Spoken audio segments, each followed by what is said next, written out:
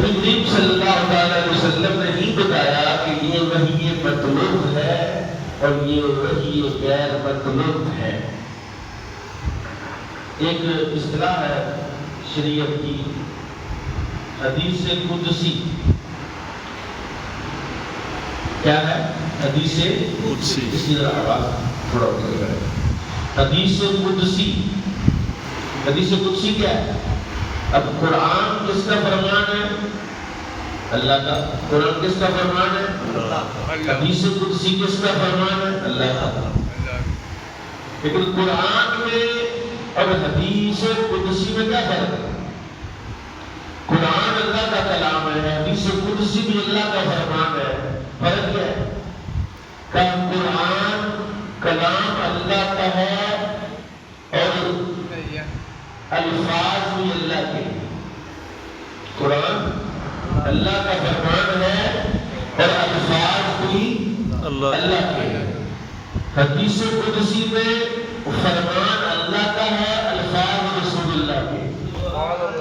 حضور نے بتایا کہ اللہ نے فرماتا، اللہ کی منشا کو، اللہ کی مرضی کو لوگوں تک پہنچانا اپنے الفاظ میں، اس کو حدیث قدسی کہتے ہیں۔ اور قرآن جو اللہ کی طرف سے نازل ہوا، اس کے الفاظ بھی وہی ہیں اور کلام بھی وہی۔ اللہ نے ارشاد فرمایا قل ان کنتم تحبون اللہ فاتبعونی، میرا مضمون فاتبعونی ہے، لیکن جو کہ آیت پوری پڑھی ہے تو اس کا ترجمہ بھی بیان کرتا ہوں۔ آپ نے اللہ نے فرمایا قل، اے محبوب آپ فرما دو، اے محبوب آپ فرما دو۔ فرمانا کیا ہے؟ کہ میری اتباع کرو۔ آپ کہو کہ میری اتباع کرو، تو یا اللہ تو فرما کہ میرے نبی کی اتباع کرو۔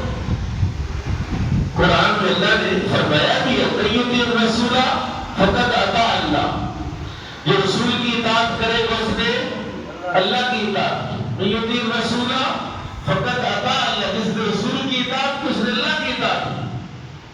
یہ اللہ نے کہا کہ رسول کی اطاعت کرو، اس کی اطاعت میں میری اطاعت ہے، جو اس کی مانتا ہے وہ میری مانتا ہے، جو اس کی نافرمانی کرتا ہے وہ میری نافرمانی کرتا ہے۔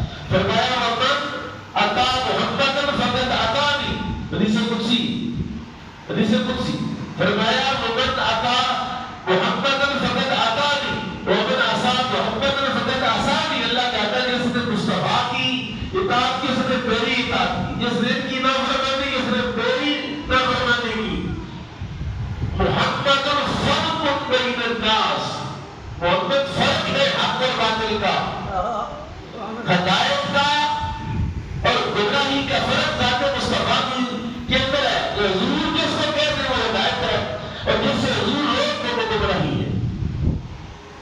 تو پھر یہ کیا بات ہے کہ قل ان کنتم تحبون اللہ فاتبعونی، آپ فرما دیں کہ میری اطاعت کرو، آپ فرما دیں کہ میری اطاعت کرو۔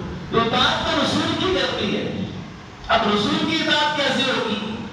رسول کی اطاعت کے لیے ضروری ہے رسول کو جاننا، رسول کی اطاعت کے لیے ضروری ہے رسول کو سمجھنا، رسول کی بات ماننا، رسول کی سیرت و کردار کو معلوم کرنا کہ رسول صلی اللہ علیہ وسلم کی سیرت کیا ہے۔ سیرت کا لفظ جو ہے رسول اللہ کے زمانے میں تو مستعمل نہیں تھا، یہ لفظ استعمال ہوا ہے یعنی حضور کے زمانے میں حضرت عبداللہ بن عباس جو سب سے بڑے راوی ہیں مغازی کے، مغازی سیر اور جہاد، یہ تین ٹاپکس تھے جن پہ حضور کے زمانے میں بات ہوتی تھی۔ یعنی مغازی کا مطلب ہے کہ غزوہ بدر کے لیے کس دن نکلے، کہاں کہاں پڑاؤ کیا، راستے میں کیا کیا واقعات پیش آئے، جہاں جنگ ہوئی تو مسلمان کدھر تھے، کافر کدھر تھے، کیا کیا لڑائی میں کون پہل، کس نے پہل کی، کس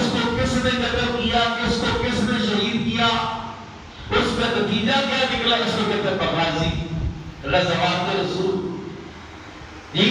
اور سیر میں یہ ہے کہ رسول پاک کے سفر جو ہے ان کو بیان کیا گیا، رسول پاک صلی اللہ علیہ وسلم کی گھریلو زندگی کو بیان کیا گیا، رسول پاک صلی اللہ علیہ وسلم کی آئلی زندگی کو، گھر کے اندر کے جو حالات ہیں، خواتین کے ساتھ کیا معاملات رسول پاک کے، حضور کے اپنے بیٹیوں کے ساتھ معاملات کیسے تھے، حضور کے اپنے چچاؤں کے ساتھ معاملات کیسے تھے، رسول اللہ کے اپنے برادری کے ساتھ کیا معاملات تھے، نبی کریم صلی اللہ علیہ وسلم کا جو سفر تھا، سفر تجارت ہے، سفر شام ہے جی، اس میں رسول پاک کا رویہ کیا تھا؟ حضور تجارت کیسے کرتے تھے؟ آپ بھاؤ کیسے کرتے تھے؟ لین دین کیسے کرتے تھے؟ معاملات کیسے کرتے تھے؟ جب آپ ہجرت فرما کے مدینہ پاک آئے تو سب سے پہلے آپ نے مدینے میں رہنے والے قبائل سے معاہدہ کیا، میثاق مدینہ ہوا، یہودیوں سے میثاق ہوا، ان سے معاہدات کیے، ان سے بات چیت کی، اور ایک مدینہ طیبہ کے ارد گرد رہنے والے قبائل کے ساتھ معاہدات کیے، میثاق ہوا، تاکہ مدینہ کو محفوظ کیا جائے اور ہم سارے اکٹھے ہو جائے، یکجان ہو جائے، وہ مدینے پر حملہ کرے تو سارے لڑ مل کے اس کا جواب دیں۔ تو ان چیزوں کا نام ہے سیرت۔ اور مغازی الگ سے، غزوہ تبوک کیسے ہوا، کتنا سفر تھا، یہاں تک کہ جن لوگوں نے مغازی پر کام کیا نا، انہوں نے اس طرح کام کیا ہے کہ باقاعدہ میدان جنگ میں جا کر اس کا نقشہ بھی بنایا ہے۔ اگر آپ پڑھیں نا ضیاء النبی بن کرم شاہ صاحب الازلی یا ضیاء القرآن، اس میں غزوہ بدر کا جہاں ذکر ہے، غزوہ بدر کا باقاعدہ نقشہ بنایا ہوا ہے، اور وہ پوائنٹس بھی وہاں انہوں نے پوائنٹ آؤٹ کیے ہیں کہ یہاں پر مسلمان بیٹھے تھے، یہ ہے وہ کنواں بدر کا جس میں کافروں کو پھینکا گیا، یہ پکی زمین تھی، یہ ریتلی زمین تھی، اس طرح یہاں پر رسول اللہ کا عریش بنایا گیا، اور اس طرح انہوں نے باقاعدہ نقشہ بنایا، اس کو مغازی کہتے ہیں۔ کیا کہتے ہیں؟ مغازی کہتے ہیں۔ تو جب سیرت ابن اسحاق آئی اور سیرت ابن ہشام آئی تو انہوں نے کیا کیا کہ سیر کو اور مغازی کو اکٹھا کر دیا، رسول اللہ کے جہاد کو، حضور کے سارے سفروں کو، حضور کی ساری سیرت کو جمع کر دیا۔ ہمارے یہاں محدثین نے حضرت امام بخاری نے رسول اللہ کی سیرت پر جب بات کی تو کتاب المغازی لکھی، غزوات، اور اس میں کتاب الجہاد لکھی، رسول پاک کا جو جہاد اس کو لکھا۔ امام ترمذی نے شمائل ترمذی، باقاعدہ ترمذی کے اندر، جامع ترمذی کے اندر رسول اللہ کے احوال کا ذکر کیا، لیکن اس کے اینڈ پر آ کر ایک پورا رسالہ لکھا شمائل ترمذی۔ بلال قاضی ایاز کا آپ دیکھ شفا شریف ہے، ملا علی قاری کی برکات ہے، اس طرح اور بہت ساری آگے چل کے کتابیں ہیں جو سیرت پر کام ہوا۔ میں جو بات آپ کو کہنا چاہتا ہوں کہ جس کو میرے نبی سے محبت ہے اسے اتنا تو پتا ہو کہ نبی کریم صلی اللہ علیہ وسلم کی سیرت کیا ہے۔ رات کی جگہ میں بیان کر رہا تھا، وہاں بڑے نعرے لگا رہے تاجدار ختم نبوت، تاجدار ختم نبوت۔ میں نے کہا ماشاءاللہ بہت اچھی بات، یہ نعرہ پورے پاکستان میں، پوری دنیا میں گونجا، اور قادیانیوں کے جو محلات تھے وہ لرز گئے۔ پڑھا لکھا اکبر شہر والا، گاؤں والا، گلی کوچوں میں یہ نعرے ایسے لگے کہ مزیوں کی جو ہے نا وہ حالت بدلی ہو گئی جی۔ لیکن میں نے کہا یار اتنا محنت تم نے اس نعرے کو لگانے میں کی ہے، جتنے بندے نعرے لگائیں گے والے، آپ میں سے وہ بندے ہاتھ پیدا کریں جن کو یہ آیت یاد ہے، ما کان محمد ابا احد من رجالکم ولکن رسول اللہ وخاتم النبیین وکان اللہ بکل شیء علیم۔ آپ کو نہیں کہہ رہا، میں نے ان کو کہا، میں نے ایک مسئلہ آپ کو سمجھانا ہے کہ ہمارا زور سارا کا سارا ان نعروں پر ہے، ہمارا زور جو ہے وہ قرآن پر کیوں نہیں ہے، ہمارا زور جو ہے رسول اللہ کی سیرت کے مطالعے پر کیوں نہیں ہے۔ اور حضرت نے سیرت کا جو تعریف کی ہے، سیرت کی جو سیرت کس کو کہتے ہیں، وہ کہتے ہیں سیرت ذات مصطفیٰ سے جڑی ہوئی ہر شے، ہر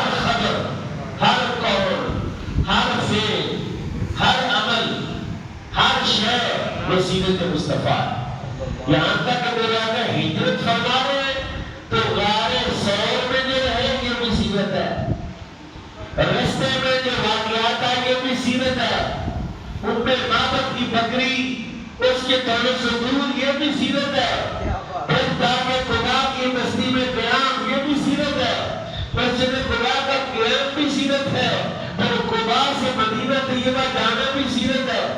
حدیث اور سیرت میں فرق ہے کہ حدیث کیا ہوتی ہے؟ حدیث ہوتی ہے کہ اقوال افعال نبی، اقوال نبی، یہ حدیث ہے، رسول اللہ نے کوئی فعل کر کے دکھایا، یا تقریرات نبی، یہ کوئی کام رسول اللہ کے سامنے کیا گیا اور حضور نے اس کو دیکھا اور اس کو قدر نہیں کیا، اس کو حدیث تقریری کہتے ہیں۔ تو میں جہاں یہ تمہیدی کلمات کے بعد میں اب آتا اپنے مضمون کی طرف کہ اللہ کہتا ہے قُلْ إِن كُنتُمْ تُحِبُّونَ اللَّهَ فَاتَّبِعُونِي، کیونکہ یہ یہودیوں کا بڑا مسئلہ تھا۔ یہودی کا طرف اللہ کے لاڈلے ہیں، اللہ کے پیارے ہیں، لَن تَمَسَّنَا النَّارُ إِلَّا أَيَّامًا مَّعْدُودَةً، ہمیں تو آگ چھوئے گی نہیں، اگر کہیں دوزخ میں جانا بھی بنا تو گنتی کے اندر ذہن و 4 دن کتنے دن اپنے بچھڑے کی عبادت کی تھی۔ وہ کہتا ہے وَأَبْنَاءُ اللَّهِ وَأَحِبَّاؤُهُ، سورہ مائدہ کے اندر چلے پر فرمایا ہم اللہ کے بیٹے، ہم ابناء اللہ، ہم اللہ کے پتر ہیں، اللہ کے بیٹے، مطلب یہ کہ اللہ کے لاڈلے، جس طرح اللہ بندہ اپنے بیٹوں سے پیار کرتا ہے اس طرح اللہ ہمارے ساتھ پیار کرتا ہے۔ وَأَحِبَّاؤُهُ، بیٹے بھی ہیں محبوب بھی ہیں۔ پھر اللہ کے حبیب نے اللہ نے فرمایا محبوب ان کو ذرا کہو قُلْ إِن كُنتُمْ تُحِبُّونَ اللَّهَ، اگر تم اللہ سے پیار کرتے ہو یا یہ تمہارا دعویٰ کہ اللہ تمہارے ساتھ پیار کرتا ہے یا تم اللہ کے محبوب بننا چاہتے ہو، فَاتَّبِعُونِی، میری اتباع کرو۔ کیا کرو؟ میری اتباع کرو، میرے نقش قدم پر چلو، میری بات کو تسلیم کرو، میری بات کو مانو، میرے نقش قدم پر چلو۔ جی حضرت عبداللہ بن عمر سے ایک بندے نے سوال کیا، اس نے کہا جناب یہ جو نماز قصر ہے، سفر کی جو نماز ہے، اس کی احکام قرآن شریف میں نہیں، قرآن شریف میں قصر نماز کی وہ اس کی حد مقرر نہیں کہ کتنے کلومیٹر کے بعد قصر ہوگی، قصر میں کتنی نماز پڑھنی ہے، قصر میں سنت نوافل پڑھنے کہ نہیں پڑھنے، قصر نماز میں کہاں جا کے کتنا قیام کرنا ہے تو مسافر قصر کرے گا، پھر کتنا زیادہ قیام ہوگا تو پھر مسافر کا سفر ختم ہو جائے گا۔ یہ قرآن شریف میں تو نہیں ہے۔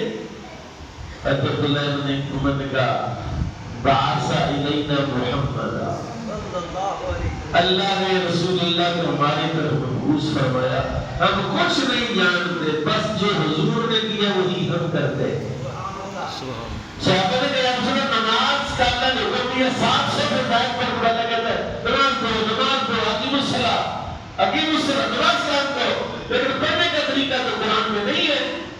کیسے پڑھیں؟ فجر کی کتنی رکعتیں ہیں، فجر کیسے پڑھنی ہے، سنتیں کیسے پڑھنی ہے، ظہر کیسے پڑھنی ہے، اثر مغرب عشاء کیسے پڑھنی ہے، وتر کیسے پڑھنی ہے، تو کوئی طریقہ قرآن میں نہیں ہے۔ میرا کہ فرمایا صلوا کما رأیتمونی اصلی، ایسے نماز پڑھو جیسے میں نماز پڑھتا ہوں، بس مجھے دیکھتے جاؤ، نماز پڑھتے جاؤ۔ صحابہ کرام کو نماز میں کیا رضی اللہ اکبر حکم کیا ہے؟ قیام میں سجدے کی جگہ نہ کرو، کدھر دیکھتے ہیں آپ؟ اللہ تو صحیح ہے، سجدے کی ٹینشن نہیں ہے، جو میں کو اوکھا سوال تجھے پوچھی اللہ اکبر قیام میں کدھر نظر ہے؟ سجدے کی جگہ۔ رکوع میں دونوں پاؤں کے درمیان یا پاؤں کے انگوٹھوں کی طرف، اور سجدے میں یہ ناک کی دونوں طرفوں میں نظر ہو، اور تحیات میں گود میں یہ سجدے کی جگہ پر، اور سلام پھیرتے ہوئے کندھے پر جو میں نے سلام ایسے کرتے ہیں، کیا عجیب سلام آیا کہ نہیں؟ ایسے کرتے ہیں، کیا کہہ رہا تو السلام علیکم کس کو کہہ رہا ہے؟ جو دائیں طرف جتنے بندے ان کو سلام کہہ رہا ہے۔ کہاں سے آیا ہے؟ کدھر کی آپ کو سلام لے رہا ہے؟ کہا جب کہا تھا اللہ اکبر تو دنیا سے چلا گیا تھا، دنیا سے کوئی رابطہ نہ سلام دے سکتا تھا، نہ جواب دے سکتا تھا، نہ کھا سکتا تھا، نہ چل پھر سکتا تھا۔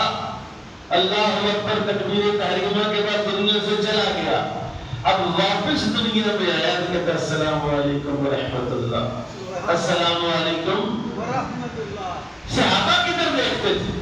ہمارے لیے تو یہ ہے کہ قیام میں یہاں دیکھے، رکوع میں یہاں دیکھے، تحیات میں یہاں دیکھے، سجدے میں یہاں دیکھے۔ کیسے صحابہ سے پوچھا تم کہاں دیکھتے تھے؟ ہم پڑھتے اللہ اکبر، جو پیچھے کھڑا وہ سامنے حضور کو دیکھتا ہے، جو ادھر کھڑا وہ ایسے دیکھتا ہے، ادھر کھڑا ایسے دیکھتا ہے، سب کی نظر رسول اللہ پر۔ سبحان اللہ۔ تو حضور نے فرمایا صلو کما رأیتمونی اصلی، ایسے نماز پڑھو جیسے مجھے نماز پڑھتا ہوا۔ بلکہ بعض کا بھی ہوتا تھا کہ نمازیوں کی زیادہ تعداد کو ادھر بیٹھتا، ادھر پیچھے کم بندے ہوتے، کیوں کہ ادھر سے چہرہ مصطفیٰ نظر آتا، پیچھے سے چہرہ نظر، ادھر سے چہرہ مصطفیٰ نظر، ادھر سے چہرہ نظر آئے گا، پیچھے سے چہرہ نظر نہیں آتا۔ صلو کما رأیتمونی اصلی، ایسے نماز پڑھو جیسے میں نماز پڑھتا ہوں۔ اطیعوا اللہ و اطیعوا الرسول، اللہ کی اطاعت کیا سزا؟ اطیعوا الرسول، من یطع الرسول فقد اطاع اللہ۔ جو رسول کی اطاعت کرے بس اللہ کی اطاعت کی۔ تو رسول کی اطاعت کیسے ہوگی؟ یہ میرا سوال ہے، یہ میرا مضمون ہے کہ رسول کی اطاعت کیسے ہونی ہے؟ رسول کی اطاعت تب ہونی ہے جب آپ کو رسول کی سیرت کا علم ہوگا۔ نبی کریم صلی اللہ علیہ وسلم نے جب اعلان نبوت فرمایا تو بنیاد کیا تھا؟ آپ نے پورے صفحہ پر کھڑے ہو کر اعلان کیا، رات مکے والوں سارے آ کے فرمایا یہ بتاؤ کہ میں اونچی جگہ کھڑا ہوں، نیچے میں کہوں کہ اس پہاڑ کے پرلی طرف سے لشکر جرات تم پر حملہ کرنے والا ہے، میری بات مانو گے یا انکار کرو گے؟ کیوں مانوں گا؟ آپ نے کبھی جھوٹ نہیں بولا، آپ نے کبھی جھوٹ نہیں بولا، اس لیے ہم کہیں گے آپ جو کہہ رہے ہیں کوئی اور کہہ رہے ہوں گے تو پتہ نہیں جھوٹ بولنا صحیح ہے، آپ کہیں گے تو ہم مانیں گے۔ فرمایا اچھا جب میری بات سچ ہے تو پھر سنو، اللہ ایک ہے، اللہ ایک ہے۔ اللہ کے ایک ہونے کی دلیل کیا ہے؟ نبی کریم صلی اللہ علیہ وسلم کی اپنی ذات۔ قرآن کہتے ہیں لَقَدْ لَبِثْتُ فِيكُمْ أُمَرًا مِّن قَبْلِي أَفَلَا تَعْقِلُونَ۔ لَقَدْ لَبِثْتُ، فرمایا میں نے اپنی زندگی 40 سال تک میں گزارے ہیں، دیکھا نہیں مجھے؟ میں تو نظر نہیں آتا، میری طرف دیکھو اور پھر ایک بار بات میں کروں۔ حضرت آدم علیہ السلام کے حالات زندگی کو پڑھنا چاہیں، یہ قصص القرآن کی کتابیں باقی میں موجود ہیں۔ حضرت آدم کے احوال کو بیان کون کرے گا؟ بیٹوں نے قربانی کی، ایک ہی قبول اور ایک ہی رد ہو گئے، جنت سے نیچے آ گئے، زمین پر کہاں رہے، کیا کیا کچھ کیا، کون بتایا؟ میرا نبی۔ حضرت آدم کی سیرت لکھنے والا کوئی موجود ہے؟ حضرت نوح کی سیرت مارکیٹ میں دستیاب؟ چلو آج کے دور میں دو قومیں موجود ہیں، عیسائی موجود ہیں، یہودی موجود ہیں، جو نوح علیہ السلام کے ماننے والے تو نہیں ہیں، لیکن عیسائی موجود ہیں جناب عیسیٰ کے ساتھ اپنے تعلق کا دعویٰ رکھتے ہیں جو ہمارے نبی ہیں۔ یہودی موجود ہیں جو کہتے ہیں حضرت موسیٰ علیہ السلام کے ساتھ ہمارا ربط ہے، تعلق ہے، تو ذرا موسیٰ کی سیرت پر کوئی کتاب تو دکھاؤ، موسیٰ کے حالات زندگی پر کوئی کتاب تو دکھاؤ۔ اس کا سورس بھی ذات مصطفیٰ کی ہے، اس کا سورس بھی قرآن ہے، اور میرے نبی امام الانبیاء صلی اللہ علیہ وسلم کے بارے میں قرآن نے ایک بات کہی ہے۔ قرآن کہتا ہے وَالَّذِي يَرَاكَ حِينَ تَقُومُ۔ میں قرآن پڑھتا ہوں اور سبحان اللہ نہیں کہتے، مجھے پریشانی ہوتی ہے کہ یار یہ بندے قرآن سن کے بھی سبحان اللہ نہیں کہتے، وہ شعر سن کے بڑا سبحان اللہ کہتے ہیں، لیکن قرآن سن کے آپ سبحان اللہ۔ آپ اندازہ کر لیں کہ میں 15 منٹ سے یا 20-25 منٹ سے میں گفتگو کر رہا ہوں، آپ شمار کرتے میں نے کتنی قرآن کی آیتیں پڑھی، کتنی آیتیں قرآن کی میں نے آپ کی خدمت میں پڑھی ہیں، اور قرآن ہی بیان کرتا ہوں، لیکن ذرا نہیں آپ کے قرآن پڑھا تھا سبحان اللہ کہتے ہیں۔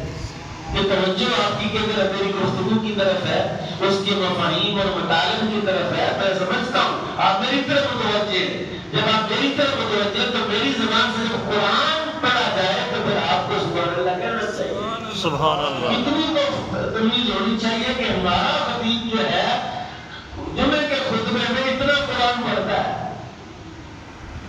نعرہ تکبیر، نعرہ رسالت، یا رسول اللہ، نعرہ حیدری۔ یا علی۔ اتنا قرآن، یعنی قرآن ہی تو ماخذ ہے اصل شریعت کا، ماخذ قرآن ہے۔ اور میں نے کتنی آیتیں قرآن کی پڑھی ہے، قرآن کریم اللہ نے فرمایا الذی یراک حین تقوم، آپ کا رب آپ کو دیکھتا رہتا ہے، آپ کا رب آپ کو دیکھتا رہتا ہے۔ حین تقوم، جب بھی آپ کھڑے ہوتے تب بھی آپ کا رب آپ کو دیکھتا ہے، جب آپ بیٹھتے ہیں تب بھی آپ کا رب آپ کو دیکھتا ہے، وَتَقَلُّبَكَ فِي السَّاجِدِينَ، اور جب آپ سجدہ کرنے والوں کے درمیان چکر لگاتے ہیں تب بھی آپ کا رب آپ کو دیکھتا ہے۔ مفسرین نے کہا ہے وَتَقَلُّبَكَ فِي السَّاجِدِينَ کا معنی یہ ہے کہ تم نمازیوں کے درمیان محظوظ چلے۔ دوسرا اس کا معنی ہے کہ نور مصطفیٰ جناب آدم سے لے کر جناب محمد رسول اللہ تک، جناب عبداللہ تک، جتنے رحموں اور جتنے پشتوں میں منتقل ہوا، جہاں جہاں نور مصطفیٰ پہنچا اللہ اس کو دیکھ رہا تھا۔ وہ خوش نصیب لوگ ہیں جن کی پشت میں نبی پاک کا نور آیا، وہ خوش نصیب ہوتے ہیں جن کے رحم میں نبی پاک کا نور پاک آیا، اور نبی کا نور جہاں جہاں بھی آیا میرا رب اس کو دیکھ رہا تھا۔